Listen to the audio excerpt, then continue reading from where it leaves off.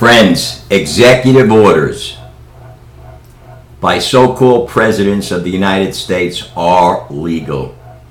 I know you find that shocking, but I'm going to prove it to you. And it's the very reason, by the way, why Patrick Henry, one of the founding fathers, would not sign the Constitution until a Bill of Rights was added to it or included in it. But they didn't include it in the Constitution. They made it a separate document, an addendum called the Bill of Rights.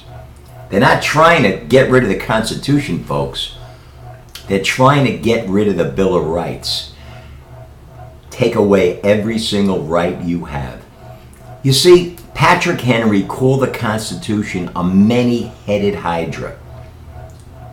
And he said, and I say, that the teeth of the hydra are now upon you.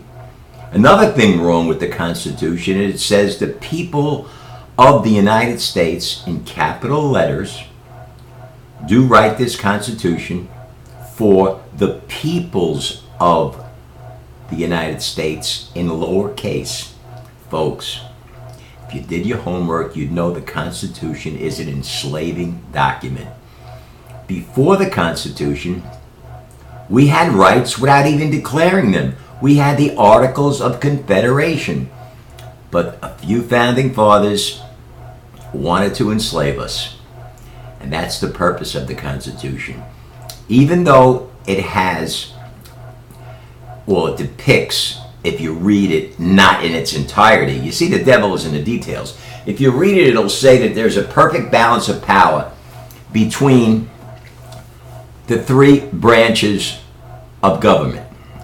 But at the end of that sentence, it continues with the phrase, nobody ever catches. And this was taught to me by Ralph Epperson, who was a great conspiracy expert. I don't know if he's still alive, a professor in Arizona at one of the colleges, who exposed the communist agenda of the United States government.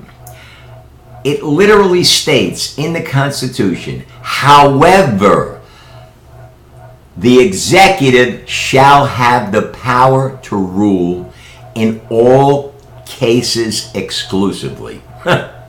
Please. That, my friends, is the very definition of tyranny.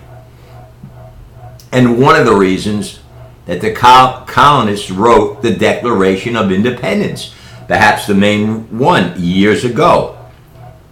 Actually, it wasn't the main one. The main one was that England stopped allowing the colonists to print and coin their own money. They had to use English money. What do you think is done now with Federal Reserve notes, promises to pay?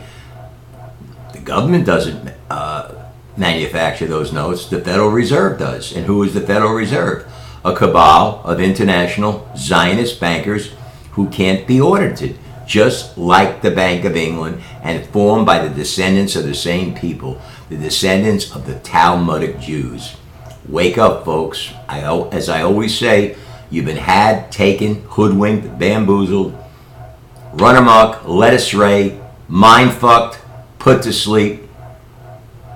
Yeah, it's time to wake up.